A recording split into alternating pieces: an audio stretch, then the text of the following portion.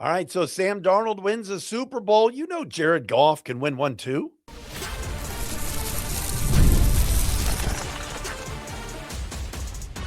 You are Locked On Lions, your daily Detroit Lions podcast. Part of the Locked On Podcast Network, your team every day. What's good, everybody? It's a brand new week of Locked On Lions right here on the Locked On Podcast Network, your team every day, and the number one sports podcast network. Matt Dery with you on a Monday, February 9th into Tuesday, February 10th. The NFL season has come to a close, and now we officially look ahead to the 2026 season. Talk about your Detroit Lions, which we do daily right here and have been doing on this very podcast for 10 years. We're going to catch up with Ross Tucker at some point this week.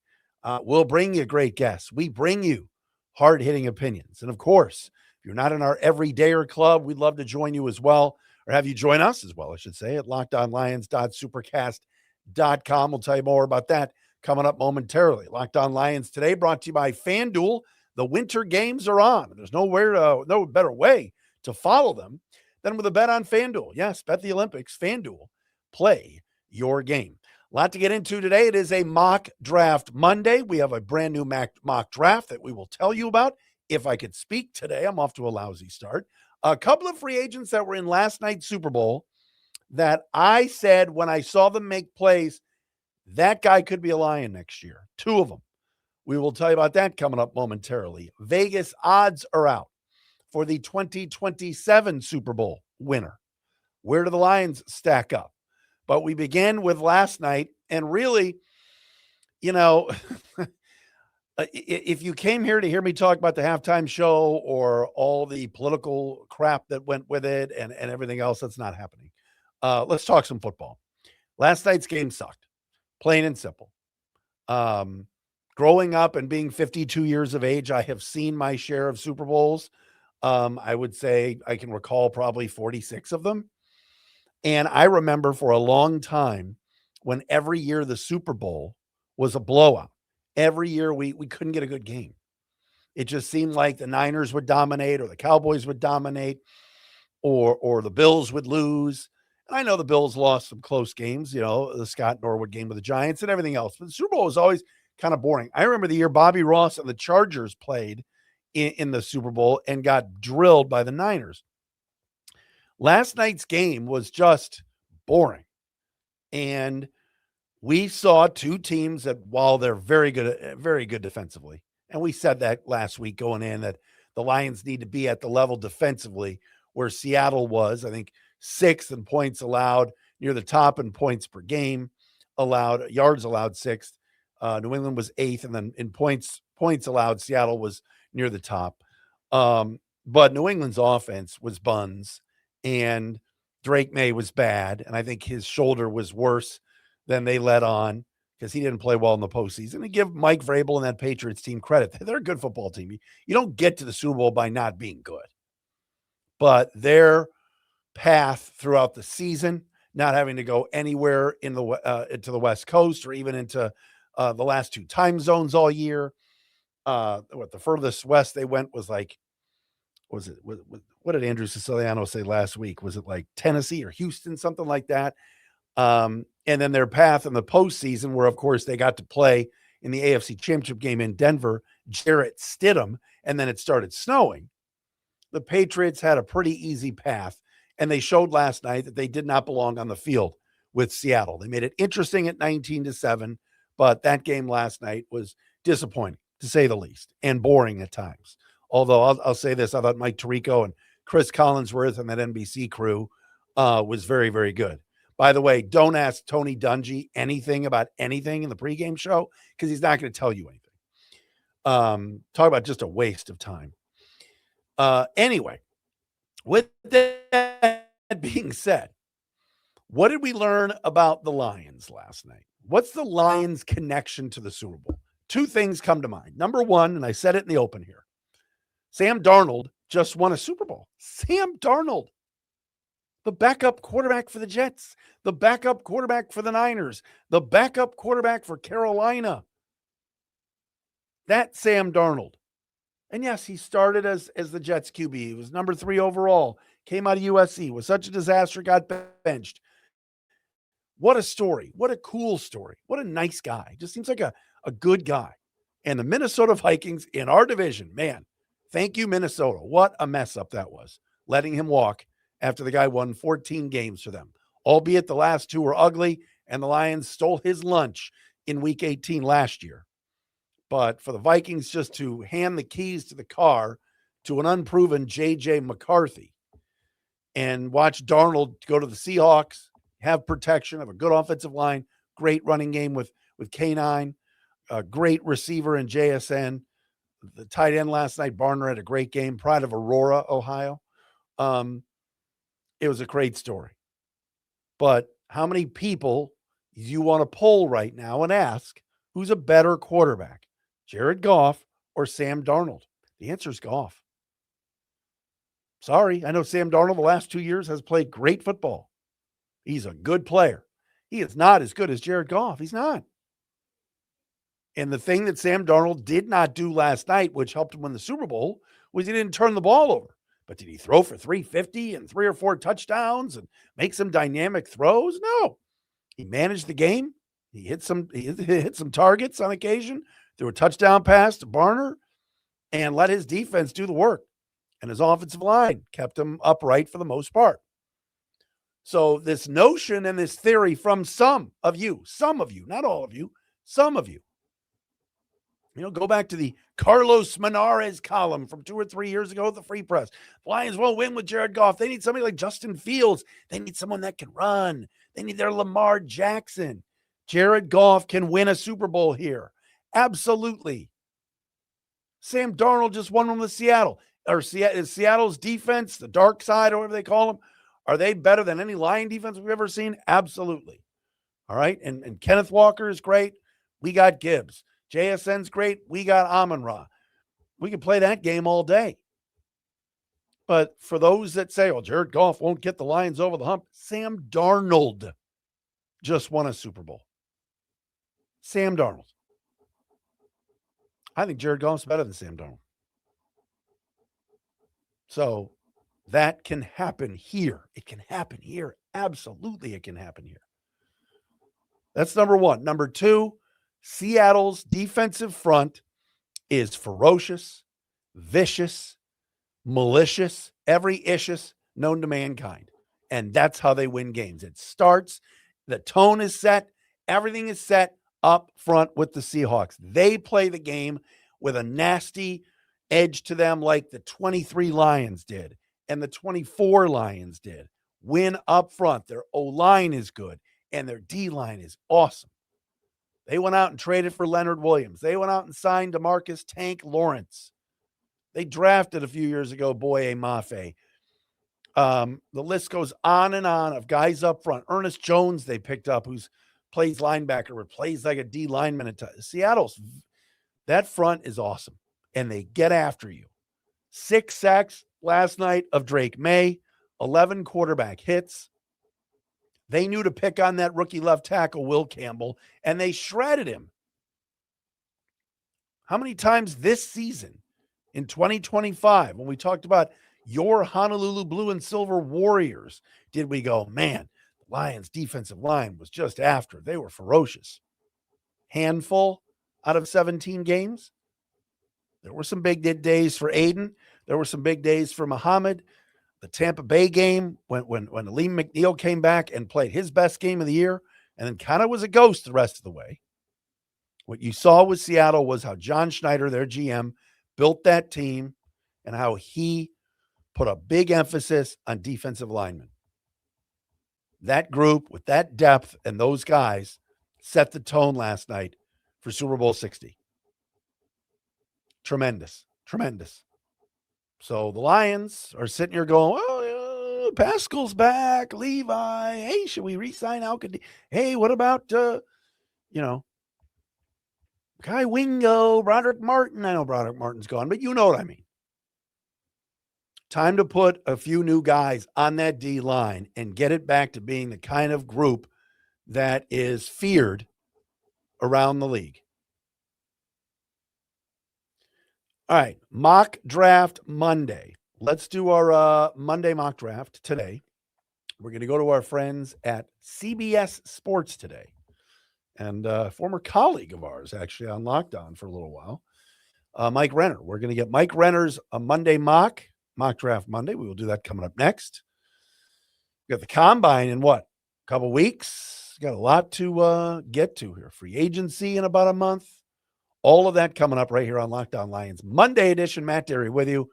Thanks for being with us.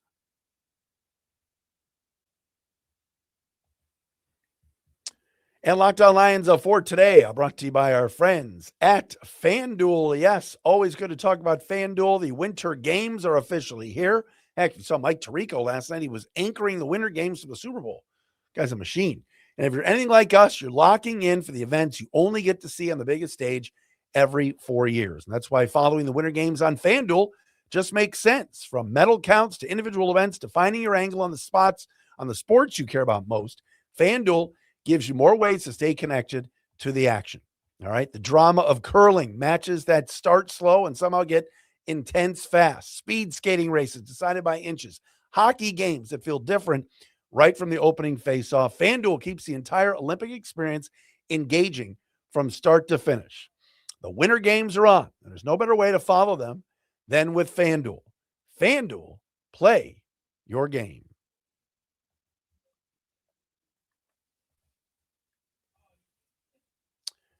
All right, everybody back on Locked On Lions. Thanks for making us your first listen. Thank you for making Locked On the #1 sports podcast network. All of our everydayers that are everyday listeners, we appreciate all of you. Thank you so much for being with us. Maybe we'll do a little roll call this week and call out some of you. But if you're not in our everydayer club, please join us. All right, just go to lockedonlions.supercast.com and join the everydayer club. You'll get an ad-free version of the show on Apple, Spotify, wherever you get your podcasts. And you'll join us on our Locked On Lions Discord server. We got the group chat, all of us talking about the games, the Lions, what you want to do in the offseason. It's fun. All right. LockedOnLions.supercast.com to join us and our everydayer club. All right. On Monday edition, following the Seahawks knocking off the Patriots last night in Super Bowl 60. Give Seattle a lot of credit. Defense was great. Happy for Mike McDonald.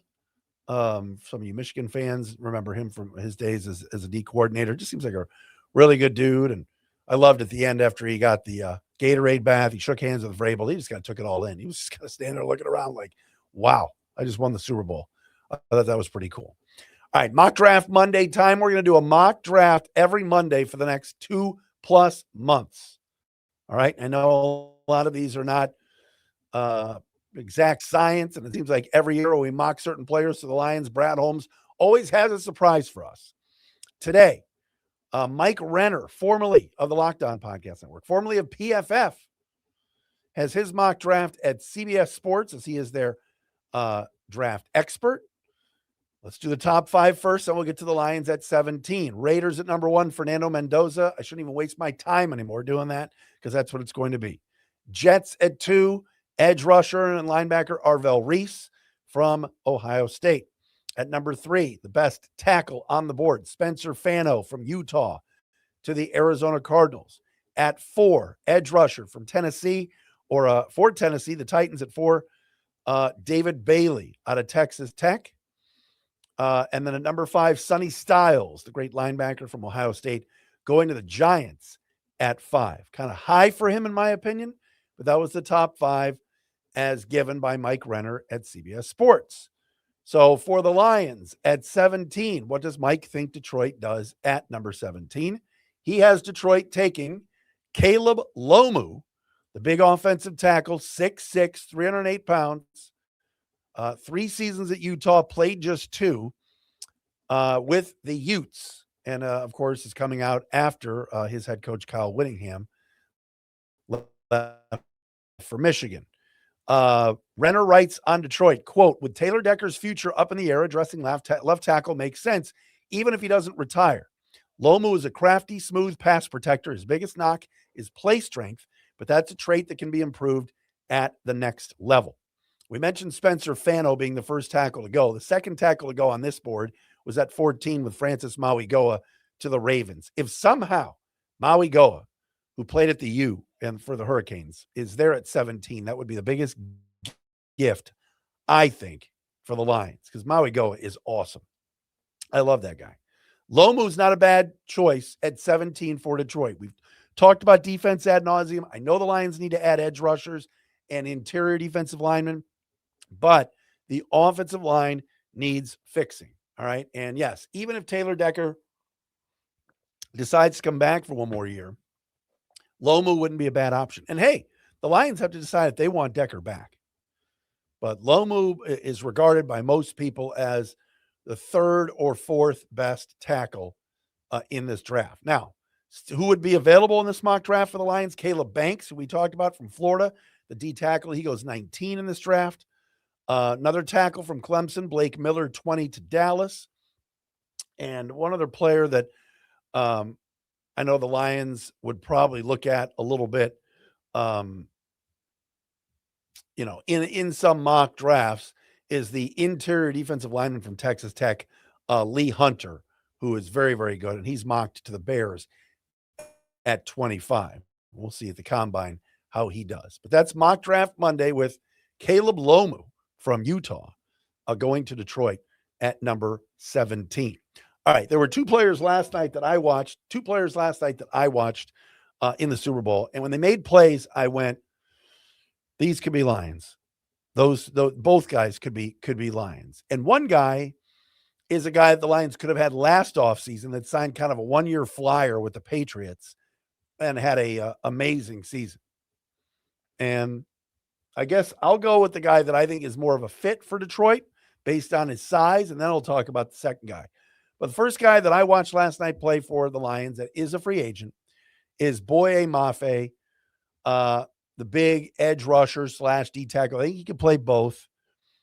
Defensive lineman from the Seahawks. He had a tackle last night. He also had a quarterback hit, as Drake May was hit 11 times. And Boye Mafe most likely will move on in free agency based on the depth that the Seahawks have and everything else. And Mafe, I think, is a guy that fits what the Lions are looking for. Should they go after the number one free agent on the board, the edge rusher, Trey Hendrickson from the Bengals? Of course, everybody's talked about it. But Trey Hendrickson is going to command north of $25-30 million a year. If we know anything about Brad Holmes' philosophy and how he wants to do business, Mafe seems to be more of a fit than, let's say, Hendrickson based on finances. The Lions have never been a go-for-it team. Now, if they were able to get Linderbaum from the Ravens and pay him over $20 million a year, that would be going for it. That would be really aggressive. Mafe, get him on a 2-year deal, I think could be a fit for Detroit. He's a guy that isn't Trey Hendrickson, but I think would be a nice addition and piece for this Lions team. The second, guy, and I want to make sure make sure I get this right, because I watched him last night and I want to make sure 100%. I looked it up, but I want to make sure 100% that he is a free agent. I believe he is, because he was on a 1-year deal with the Patriots, and that is Caleb Chaisson, who is 27 years of age. That's what I was looking up. Caleb Chaisson was a former first-round pick that did not work out. With what? Was he drafted by the Niners? Gets a 1-year deal from the Patriots, and this year had 7.5 sacks, 32 pressures, and had 3 sacks in the first 3 playoff games. Caleb Chaisson gets after you. And for some odd reason, unlocked what just wasn't there in New England with the Patriots this year under Mike Vrabel, and obviously Terrell Williams before, unfortunately, Terrell had to leave the team due to cancer. But Chaisson is a guy that you put him on he signed a 1-year flyer with the Patriots. He's going to want and command a multi-year deal. On ESPN.com's top 50 free agents, he was at 27th. Alex Anzalone, by the way, was 50th. Boye Mafe was 30th. Both Mafe and Chaisson are 27 years of age. Caleb on Chaisson all year, if you watch the Pats, just seem to be in the other team's backfield. So those are two guys I watched last night that I said those could be Lions and those should be Lions. What if you get both? What if you went out and in free agency in early March, what is it, March 9th, and immediately we see reports of a Mafe and a Chaisson, just adding depth to that defensive line to go with Aiden Hutchinson, to go with Aleem McNeil, to go with, at least for right now on the roster, Onwuzurike and Pascal, and to add to that room.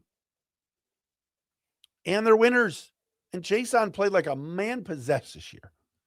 I know he's not the size of the edge rushers that the Lions usually go after, but those are two players that I see that could be fits for Detroit. All right, coming up next, what does Vegas think about the Lions' chances to win the Super Bowl next year? They're not bad. Lions are a good team. They should be up there on this list. We'll tell you exactly where they are next here on a Monday, Locked On Lions.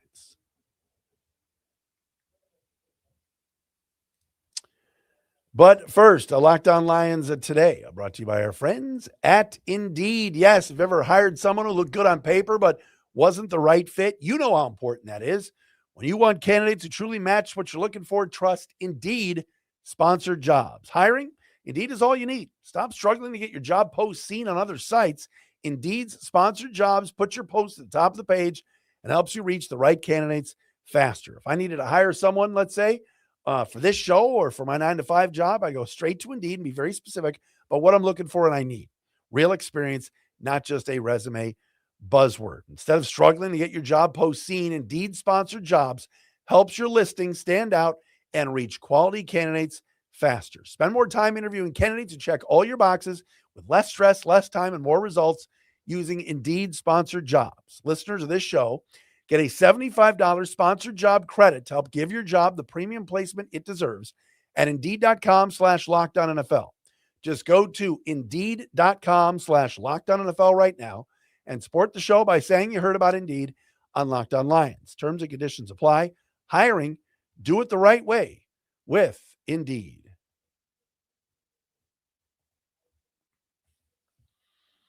I'm back on the program. Matt Dery with you. It is a Monday edition of Locked On Lions and a mock draft Monday. Appreciate all of you being with us. And yes, the NFL season is officially done. Super Bowl was came and went last night, and the Seattle Seahawks, give them credit, are world champions. What a story, and what a job with Sam Darnold, Kenneth Walker, some really likable pieces on that Seattle team. And they block and tackle, man. They're physical. They hit you. And New England had no answers for them last night, especially offensively. All right, Super Bowl odds for next season. These always come out in Vegas. And our friends at FanDuel, yes, proud sponsor of the Locked On Podcast Network, they have the odds for Super Bowl champion next season. First and foremost, the Seattle Seahawks at plus 750 to repeat. The Rams come in second at plus 800. So back-to-back NFC teams. Third on the list, the Baltimore Ravens, plus 1,200, tied with the Buffalo Bills, who are also at plus 1,200.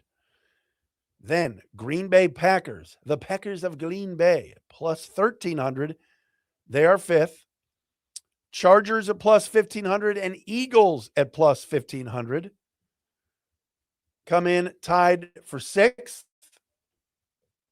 And then at number 8 on this list, your Detroit Lions at plus 1,600, tied with the Kansas City Chiefs.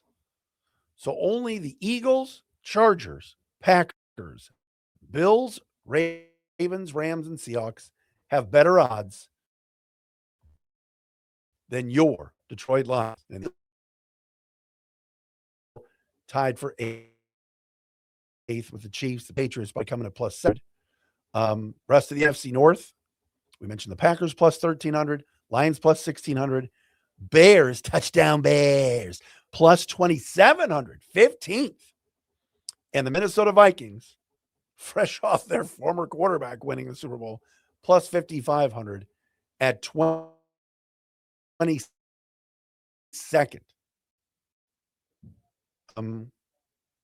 So there you go. Best team that the Lions will face next year based on these odds is the Bills. Of course, they're playing Buffalo at Buffalo next year. But eighth best odds to win the Super Bowl, I'm all in. Look, we have complained about the Lions. We have talked about coming up short this year. We've talked about the situation with this football team and just the mistakes that they made this year and just how sloppy they were. And it started from the Hall of Fame game and went throughout the year. But if they can get this secondary healthy and get Kirby Joseph and Brian Branch back, and Branch is so important, they can build this defensive line. They can get a center, right? Whether it's Linderbaum, whether it's McGovern, whether they draft one. Get somebody right at the head of the snake there that's snapping the football on every offensive play that can be better than what they had this year. I still like what this team does. I still love the talent on this team. I love the young talent on this team. The fact that 6 guys this past week were in Santa Clara for the Pro Bowl games shows you that people around the league respect this team. There's talent here. So a blip on the radar, hopefully this year. Brad Holmes with a big offseason, bringing some players back in spots that they need, filling some needs. Yes, the Lions being up there with, the likes of the Eagles, Chargers. I'm surprised the Lions are behind the Chargers, to be honest with you. Packers, I get that. Green Bay's going to be good. Buffalo, Baltimore, everybody expects a bounce back from. Seahawks and Rams, yes, those are the 2 best teams to me, and those are the 2 top teams on this list for next year. So, want to go on FanDuel right now and put some scratch on the Lions plus 1,600? Go for it. But it shows that people still believe that this football team, despite finishing in last place and just 9-8 this year, will be back next year. All right, we are back with a Tuesday edition tomorrow right here on Locked On Lions, Locked On Podcast Network. Enjoy your Monday, everybody, and good luck to Kansas tonight. Big game against Arizona.